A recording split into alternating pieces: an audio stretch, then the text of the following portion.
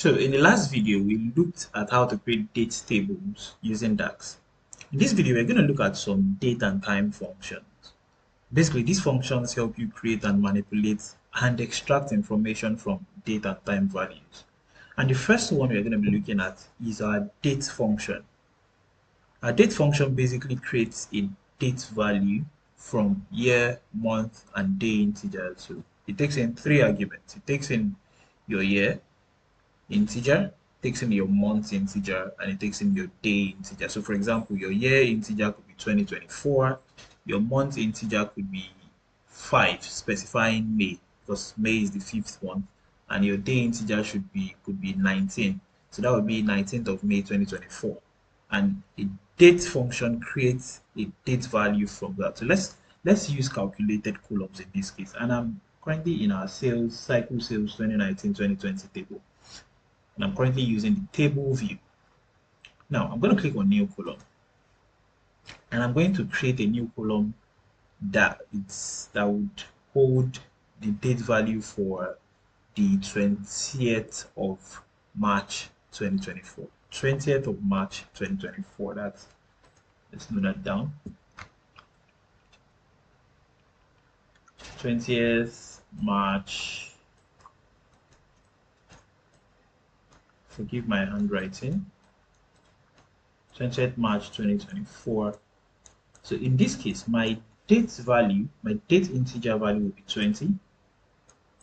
My month integer value will be 3 for March, and my year integer value will be 2024.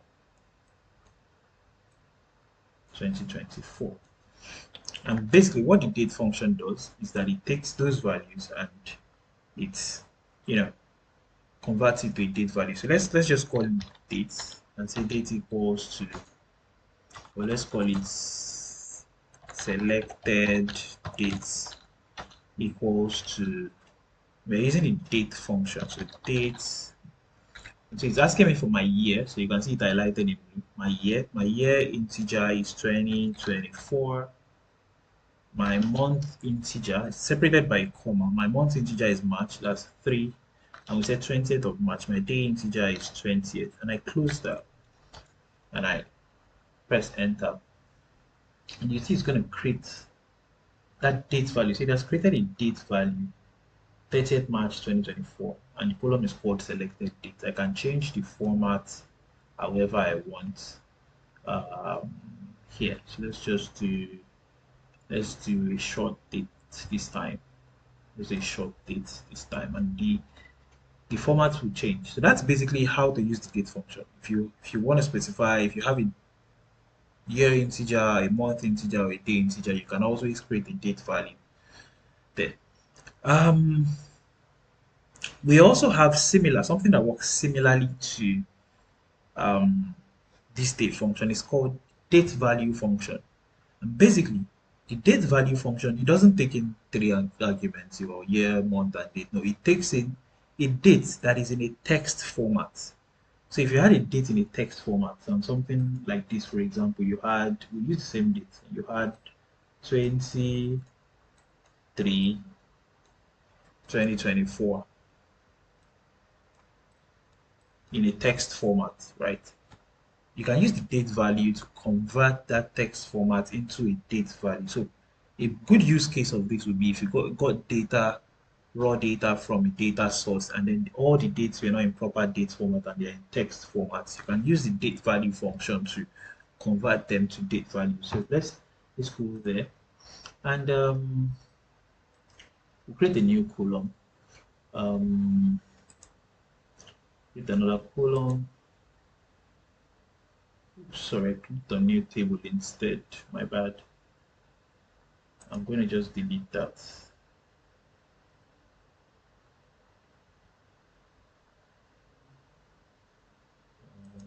Where is that table? Okay, it looks like it's deleted. So what we wanted is a new column, and let's call this column another date. Let's call it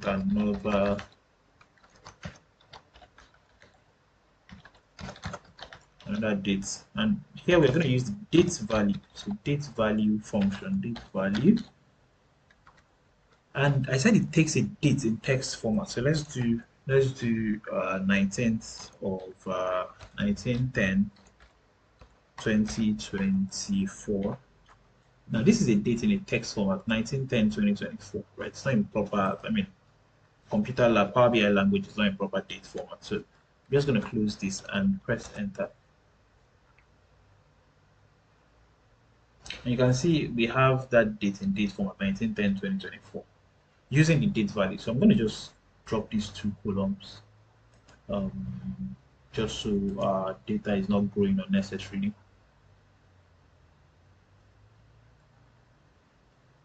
Now let's drop selected date 2 and delete. Yes. So that's the date function and the date value function. Another core function, and we used this in the previous video, is the today function. And basically, the today function returns the current date. So if I create a new column and I say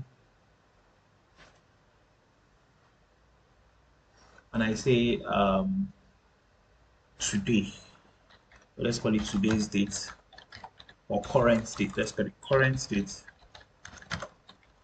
equals to, and I call the today function. The today function doesn't take in any parameters. If I call the today function, it gives me the current date today. And you may ask, why do I need to know today's date?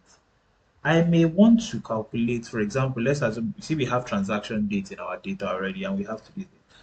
For some reason, I may want to calculate the number of days between my today and my transaction date. So that tells me how long it has been since they transacted. For example, if I check the number of days between 2019 August 3rd and today, to tell me that this transaction happened so days ago. And that's just one use case we may want to get today's date. So I'm going to drop this. So that's what the today function does. Let's delete this so we don't increase our data size. Another function, while this is deleting, another function is the now function, N-O-W, now function. And similar to the today function, the now function doesn't just return the current date, it also returns the current time. So if we do new column and we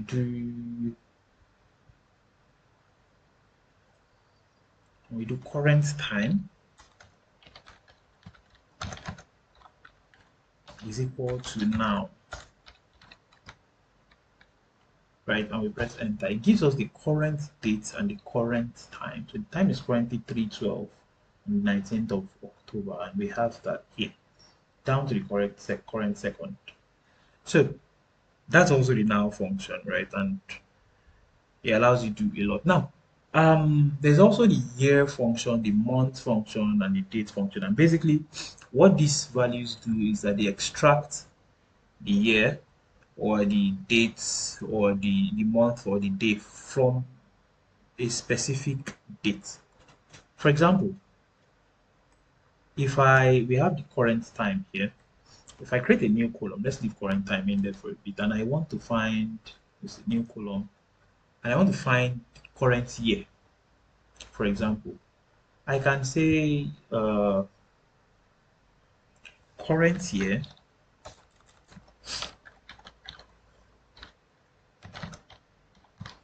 is equal to, there's a function called the year function, and basically the year function converts whatever date I put inside to, it extracts just the year from whatever date I pass inside.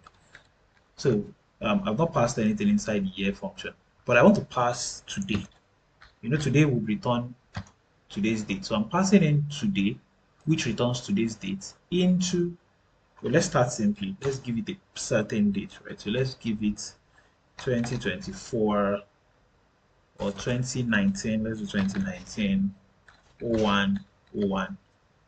And if I run, okay, close my quotes, if I run this, what the year will do will be, the year function does is to extract the year.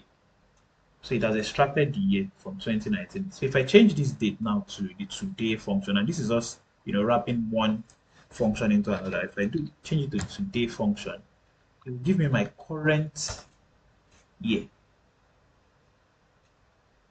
so 2024.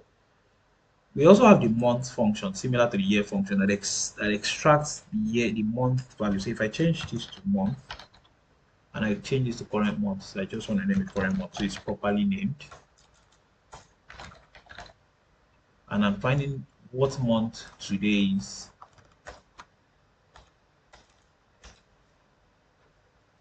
It's going to tell me that I am in my month, it can't be one, I'm in my month 10, right? I'm in the 10th month, and this is October, right? So that's the year function and the month function. There's also the day, there's day function that extracts the day value. So if I say current day number, let's call it day number, and I run it. I'm using the day function now. And today is the 9th. Today is the 19th, so you can see I have 19 over there. Right. Similarly, we have the hour, we have the minute, we have the second. And this, similar to the year, month, and day, also extract the hour, minute, and second value. We're not going to go into that. So now let's delete this. So feel free to try this on your own till you get it right. It may take a while to get acquainted with it. So I'm deleting that field. We're going to look at a few other date functions. Let's look at, we have the weekday function. Now, the weekday function is similar to the day function, but it returns the day of the week, not the date value. So if I do, let's go back and do what we did before. Let's create a new column. We're going to use the day function first, and I want to show us the difference between day function and the weekday function. So let's do current day. Current day equals, or let's do current day number. And today is the 19th of October. So if I do current day number equals to day function for today, right? And I run this, it's going to tell me today is the 19th because today is actually the 19th. So 19th, right? And okay, we can also do, instead of doing today, let's put a value there. Let's do for the stock date. Let's see what day the stock date. So let's do stock date, right? For the stock date, we want to see the day for the stock date. So close this. I can see different values. This was on the 5th of May. You can see 5, May 5, 5th of May. You can see June 23, 23rd, 23 here, June 11, 11 here. And it's giving us the day in the month, right? Now, the weekday function tells us returns the day as a week number. So, for example, Saturday is day 7, Friday is day 6, Sunday is day 1, and that's basically what the weekday function. So let's try it out. Let's create a new column. And we do, let's call it weekday. Weekday. And say it's equal to, we call the weekday function, right? And we want to find the week for the stock day. So if we do stock date, right? And we press enter.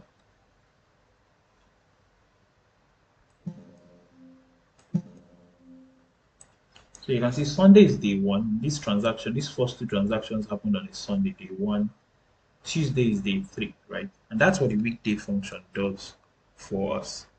We also have similarly the week num function, week num. And basically that gives us the week number in the year. So is it a week 1? Is it week 1? The year has 52 weeks.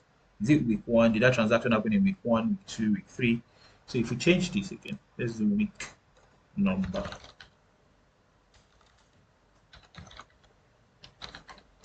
If we change this to week num,